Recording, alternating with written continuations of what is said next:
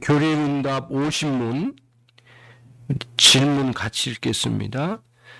왜 그 다음 구절은 하나님 우편에 앉으시고입니까? 답도 같이 읽습니다.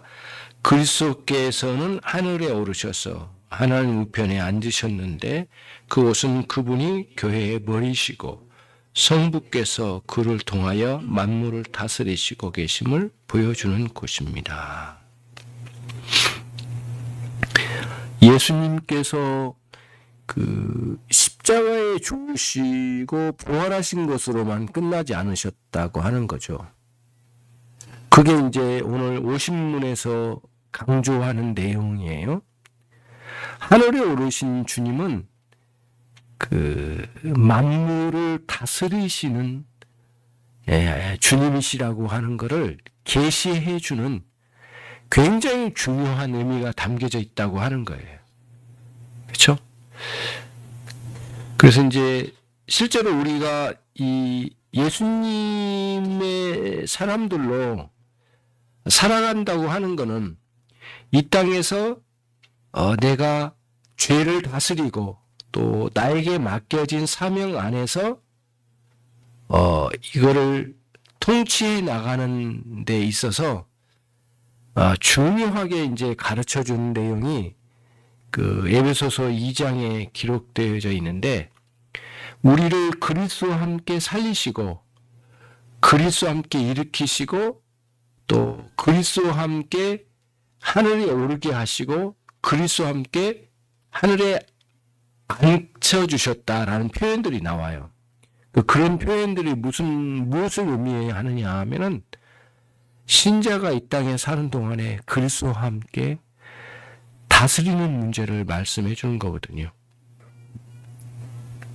그러니까 부활하셨던 주님의 부활이 단지 먼 훗날 우리가 육체적으로 부활하실 것을 약속하신 것만 주신 게 아니라 실제로 지금 이 땅에 사는 동안에도 우리의 영혼이 그 시편 23편의 말씀처럼 여호와께서 내 영혼을 소생시키신 것처럼 나를 일으켜 주시는 역사가 있다고 하는 거예요. 근데 그거를 그리스도와 함께 일으켜 주셨대요. 이게 이제 실제적으로 우리가 적용해야 할 그리스도의 부활하심을 우리의 실생활에 어떻게 적용해 나가야 되는가라고 하는 것을 가르쳐 준 말씀이 에베소서 2장에 이제 아주 선명하게 기록되어져 있거든요.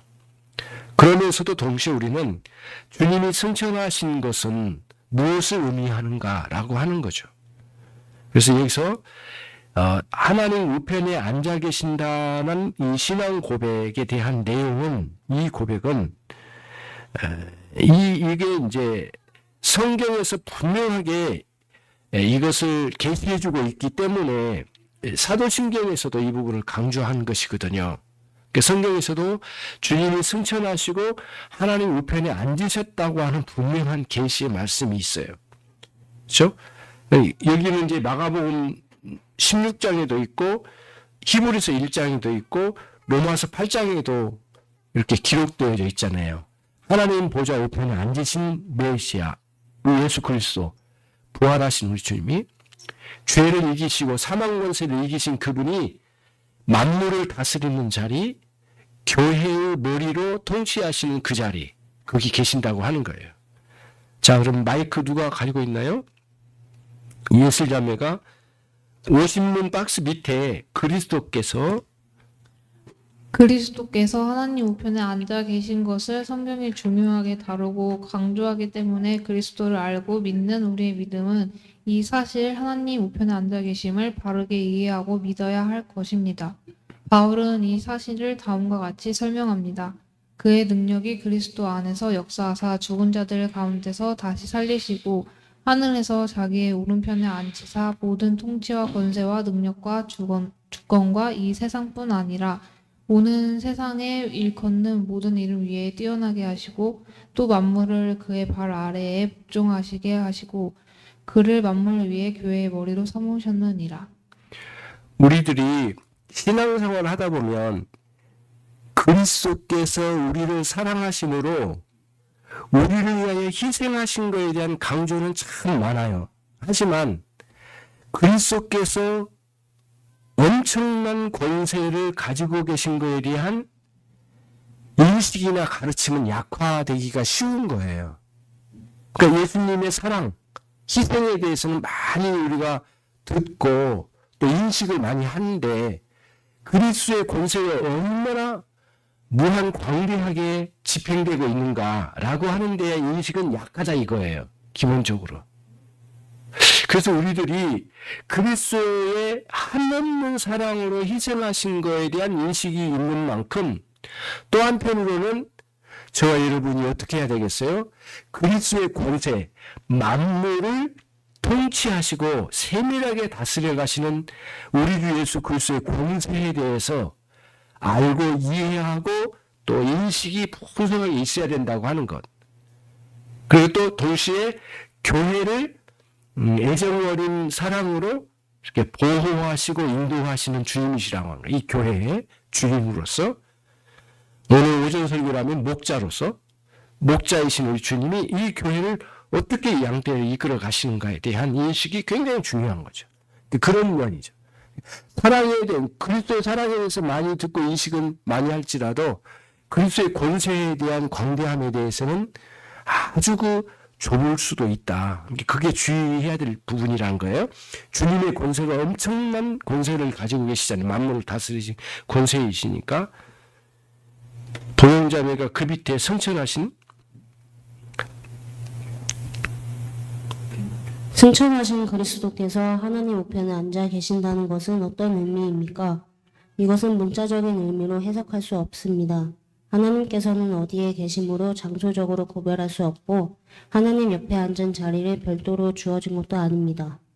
그래서 이 표현은 비유적인 의미로 해석해야 합니다. 왕정시대의 그림으로 비유하였는데 왕이 가장 존귀하게 여기고 통치권을 나눠주는 사람을 그 비유로 삼은 것입니다. 그리스도께서는 그런 의미로 하나님의 우편에 앉아 계신다고 해석해야 옳습니다.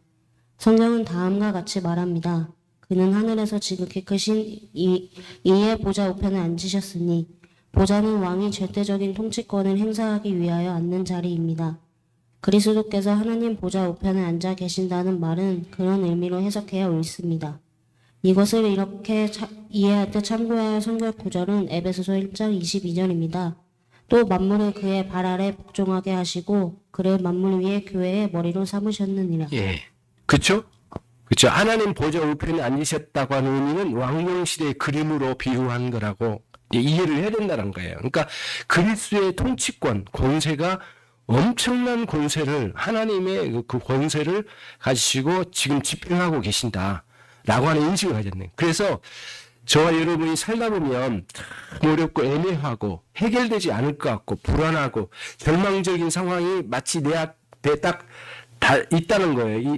온다는 거예요. 그런 순간에 주님의 통치권 안에 내가 있음을 인식하는 것 정말 중요하죠.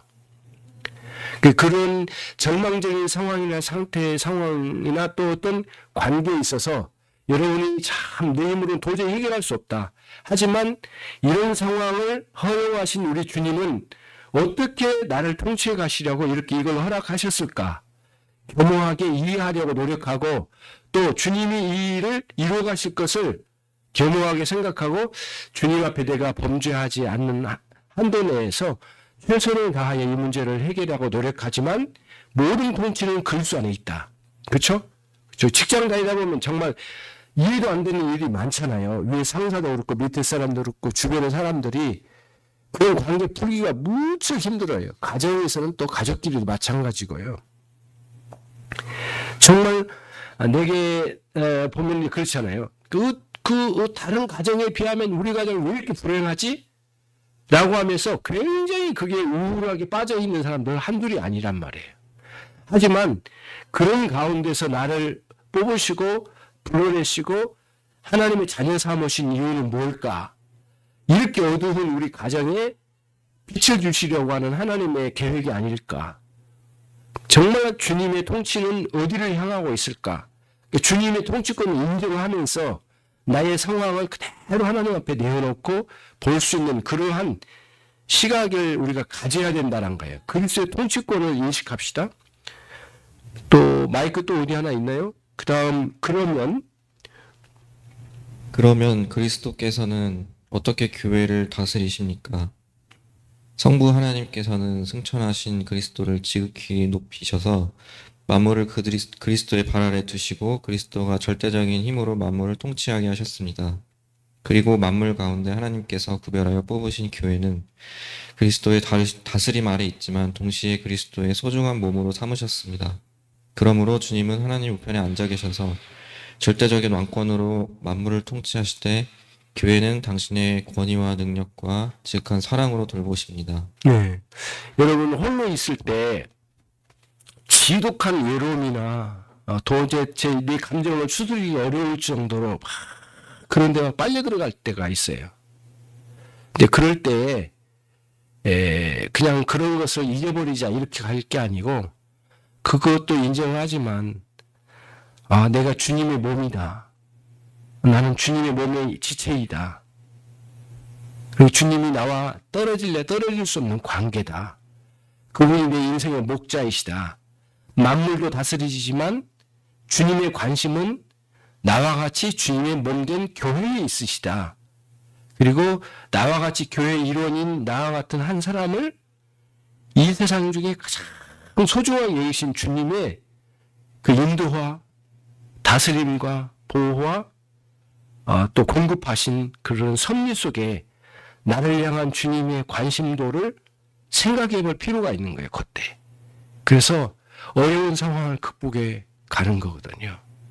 사실 저는 그 목회 과정에 이제 가장 뭐라 할까요?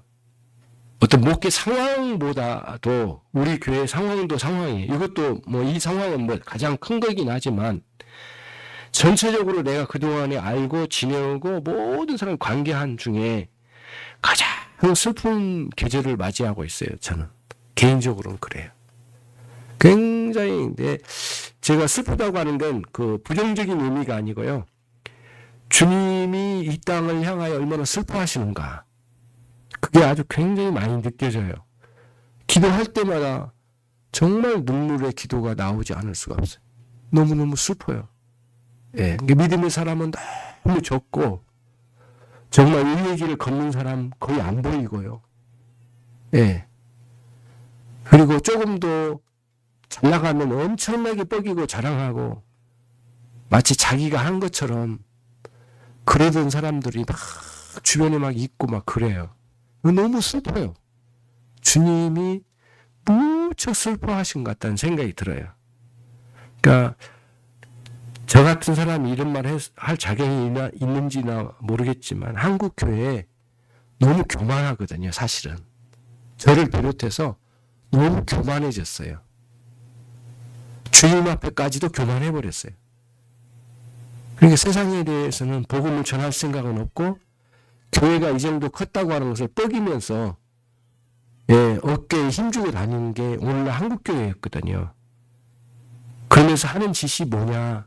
결국에는 정치 세력의 한편에 서서 태극기 들고 성조기 들고 이스라엘 깃발 들고 그렇게 외쳐대는 게 마치 자기들이 선지자인 것처럼 그렇게 가잖아요.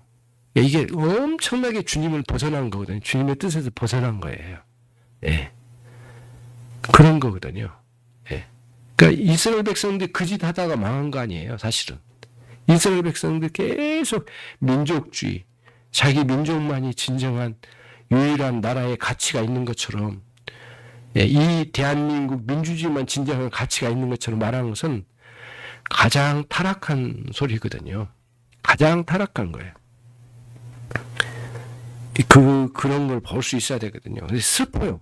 굉장히 슬픈 거거든요. 그러니까 여러분, 이제 부정적으로 표현한 게 아니라 주님의 다스림이 있으신데 그 아래 주님의 몸된 교회라고 자부하던 인간들이 그 주님의 통치를 등에 업고 세상을 향하여 헛소리를 해버리는 시대가 됐다라고 하는 게 슬픈 거예요.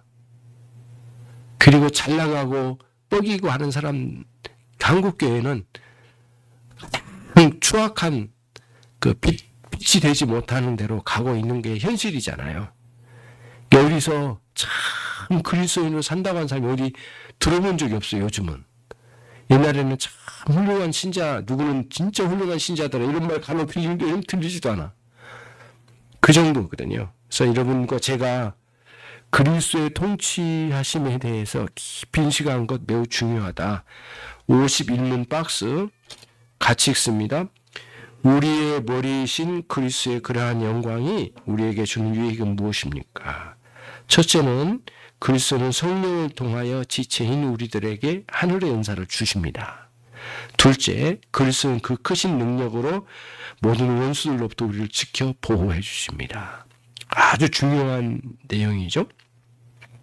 자, 그러면은 예술자매가 1번 그리스도께서 하나님 우편에 앉아 계시면서 비롯되는 결과는 무엇입니까? 예, 거기까지 제가 읽겠습니다. 첫째는 그리스도께서 우리를 위해 간구하신다는 거예요. 첫 번째. 두 번째는 뭐예요?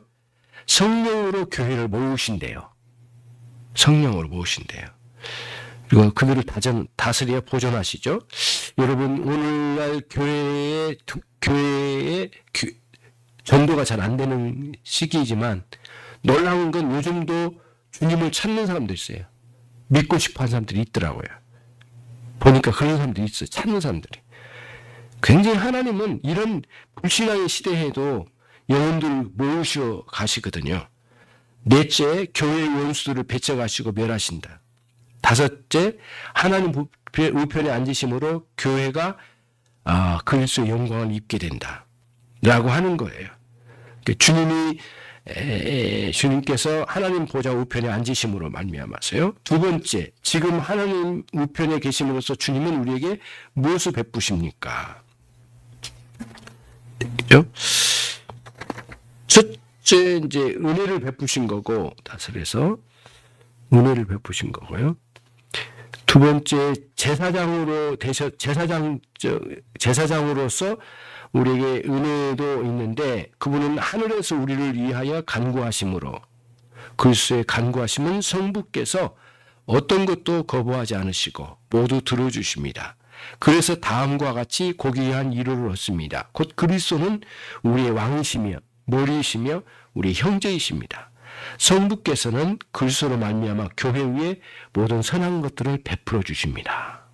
그렇죠? 그리스도의 제사장적 사역을 하신다는 거예요. 자, 끝으로는 그리스도께서 우리에게 성령을 내려주신다. 보내주신다. 성령을 보내주신다.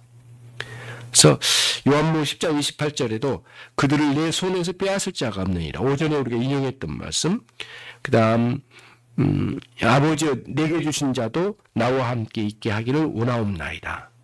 주님께서 늘 이와 같이 성령을 보내주셔서 당신이 함께 하고자 하는 그 영혼들을 믿음으로 회개로 그들을 일으켜주시고 인도해 나가신 거죠. 부영자매가 세 번째, 그러면 이 교리를 어떻게 적용시켜야 합니까? 다음과 같이 적용합시다. 지극히 높으신 그리스도께서 나와 택한 자들을 위하여 날마다 간구하심을 믿으며 또한 당신의 희생 제사를 우리에게 적용하심도 믿습니다. 네, 거기까지. 우리를 위하여 간구하시는 주님. 네, 정말 나 같은 자를 위하여 끊임없이 하나님 아버지 앞에 간구하시는데 이보다도 더 큰 위로가 어디에 있을까요? 우리가 어려운 시기에 형제들에게 좀 기도 부탁할게 이런 말도 하잖아요. 그건 뭐 틀린 건 아닌데 정말 주님이 나를 위하여 지금도 간구하신다고 하는 것, 그리고 당신이 희생하신 그 희생의 결과를 우리에게 적용하신다라고 하는 것, 얼마나 많은 순간마다 나를 좌절시키고 넘어뜨리려고 합니까? 마음의 무너짐을 통하여 모든 걸 포기하게 만들잖아요. 그 약한 세력과의 그ram는 싸움인데요. 그 스펄전 목사님이 목회하실 때 이렇게 1층, 2층, 중위층 이렇게 예배당이 그렇게 되어 있어요. 1층, 중위층 이렇게 있는데 예배 중에 정신 이상자 하나가 큰 소리로 설교 중에 불이 났다고 소리 질러가지고 거기에 있는 사람이 갑자기 전체가 다 일어나가지고 그 주의식에 뛰어내렸대요. 두세 명이 죽었어요. 설교 시간에. 스포를 못하면서 엄청나게 충격 먹으셨대요. 목사님이. 그래가지고 일평생 그 이후로는 그 우울증에 엄청나게 시달리다 가셨다네요. 그런 그 우울증과의 싸움을 하다 가셨다고 그래요. 그래서 참 믿음으로 사셨던 분이신데 끝까지 믿음으로 승리하셨죠. 아시기는. 그러니까 그런 일이 있을 수 있는 건데 이제 우리의 이 마음에 이제 이런 모든 상황 또 우리 마음과 생각을 쫓아서 들어오는 수많은 공격들이 있잖아요. 그러니까 이런 것들 이런 판단에 있어서 정욕적으로 판단되어지게 우리를 유혹하는 많은 것들과의 싸움인데 주님을 전폭적으로 의존합시다. 그분이 마귀의 세력을 멸하실 거고 우리를 선하게 인도하실 겁니다. 우리는 기도와 또 하나님과의 관계 속에서 잘 판단해서 앞날을 설계하고 준비하고 차근차근 오늘 한나라를 살아가는 거죠. 굉장히 중요한 것입니다. 이제 마지막 52장 2문인데요. 함께 읽겠습니다. 신자와 죽은 자를 심판하기 위한 그리스도의 재림은 당신에게 어떤 위안을 줍니까? 박해와 같이 읽습니다. 박해와 고통 가운데 처해 있을 때에도 난 하늘을 보며 내 대신 하나님의 심판대 앞에 서심으로써 나에게 며칠 모든 저주를 없애주신 심판의 주로 확신 있게 기다립니다. 그리스도께서는 모든 원수들에게 영원한 형벌을 내리실 것입니다. 그런 나를 비롯한 모든 선민들은 하늘의 기쁨과 영광으로 인도하실 것입니다. 자, 오집사님께서 저리로서 신자와 죽은 자를 심판하러 오시리라. 이 고백은 주님의 구원 사역의 마지막 신앙 고백입니다. 그리스도께서는 때가 되면 심판주로 이 땅에 강림하셔서 산자와 죽은 자 모두를 심판하실 것입니다. 그리스도를 믿지 않는 사람들에게는 주님의 재림과 최후 심판이 무섭고 두려운 것입니다. 왜냐하면 주님께서 심판주가 되셔서 그들의 모든 죄와 불신앙을 완전한 공의로 심판하셔서 영원한 진노를 내리실 것이기 때문입니다. 주 예수께서 하늘로부터 불꽃 가운데 나타나실 때 하나님을 모르는 자들과 우리 주 예수의 복음에 복종하지 않는 자들에게 형벌을 내리시리니 영원한 형벌을 받으리로다. 반면에 택하신 자들에게는 그들의 모든 선행과 신앙의 상을 주시며 영원한 천국에서 그리스도와 함께 거하게 하실 것입니다. 예. 이 세상에서 위로가 이보다도 더 큰 위로가 어디 있을까요? 보면은 불의한 게 너무 많고 우리 안에도 부끄러운 게 많지만 세상이 참 뒤죽박죽이고 인간의 생명을 아무렇게나 취급하고 심지어는 요즘은 그 2, 3년 전과는 한 2-3배 늘어났다고 그러더라고요.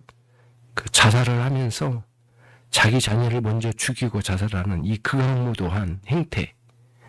예, 자기 자녀가 자기 소유물인 것처럼 이게 엄청 슬프잖아요. 그 어린 아이가 엄마와 아빠의 손에 의해서 죽임을 당하는 일이 말이 되냐고요. 너무너무 불의하고 말도 되지 않는 일이고 아이 입장에서는 보통 억울한 게 아니잖아요. 지가 나놓고 지가 죽인 이 세상인데 얼마나 이게 부끄럽냐고요. 그래서 그런 뉴스를 보면 막 마음이 아프잖아요. 어린아이가 막 부들부들 떨면서 막 살려달라고 할 때 엄마 아빠가 죽인다는 말이 되냐고. 이게 참 하나님 무서운 심판이 있을 거예요. 그리고 주님은 이 고통 속에서 살아가면서 사망의 엄청난 골짜기를 거니면서 사는 선민들, 백성들을 주님은 기어이 그들을 찾아 상 주시고 주님의 영광에 참여시키실 거라는 확신이 있는 거죠. 이보다 더 큰 위로가 어디 있겠어요. 자, 부영자매가 물론 신자에게 현재의 삶에는 슬픔과 핍박이 있습니다. 믿는 자는 자기에게 남아있는 죄와 자기가 행한 죄 때문에 슬퍼하며 세상에서 겪게 되는 환난 때문에도 슬퍼합니다. 때로는 예수를 믿고 하나님의 말씀대로 사는 것 때문에 고초를 겪습니다. 내가 탄식함으로 피곤하여 밤마다 눈물로 내 침상을 띄우며 내 요를 적시나이다. 무릇 그리스도 예수 안에서 경건하게 살고자 하는 자는 박해를 받으리라. 주께서 재림하실 때 신자의 모든 슬픔과 그 원인 그리고 모든 핍박을 완전히 제거해 주실 것입니다. 모든 눈물을 그렇게 눈에서 닦아주시니 다시는 사망이 없고 애통하는 것이나 곡하는 것이나 아픈 것이 다시 있지 아니하리니. 네, 그렇죠. 그러니까 정말 우리 눈물을 닦아주신다면 이보다 더 큰 위로가 없을 거다 생각이 됩니다. 이런 것들을 생각함으로써 우리가 견고한 위로를 얻게 됩니다. 장차 심판주로 오실 분은 우리 주 예수 그리스도이십니다. 그분은 우리에게 의를 전가시켰고 그분은 우리의 형제가 되어 주셨고 그분은 우리의 구속자요 우리의 영원한 보호자이기 때문입니다. 그분은 영광 가운데 오셔서 의로운 심판을 단행하실 것이며 그분의 교회를 영화롭게 하시며 악인은 영원한 형벌에 던지실 것입니다. 그런 우리가 사는 날 동안에 악인들의 대적과 횡포를 인내로 견뎌내며 회개하고 감사할 수 있게 됩니다. 성도 여러분, 육실의 안일함을 버리고 믿음의 경주를 계속해 가십시다. 주님 감사합니다. 오늘 저희에게 복된 시간을 주셔서 하이델베르 교리문답을 함께 생각하고 나눌 수 있는 시간이었습니다. 주님 다시 오시는 날까지 우리를 보호하시고 인도하신다고 하는 분명한 약속의 말씀이 우리의 영혼에 내내 울림이 되게 해주시고 실제로 주님을 전폭적으로 의존하는 우리의 남은 생애가 되게 해 주옵소서. 예수 그리스도의 이름으로 기도 올립나이다.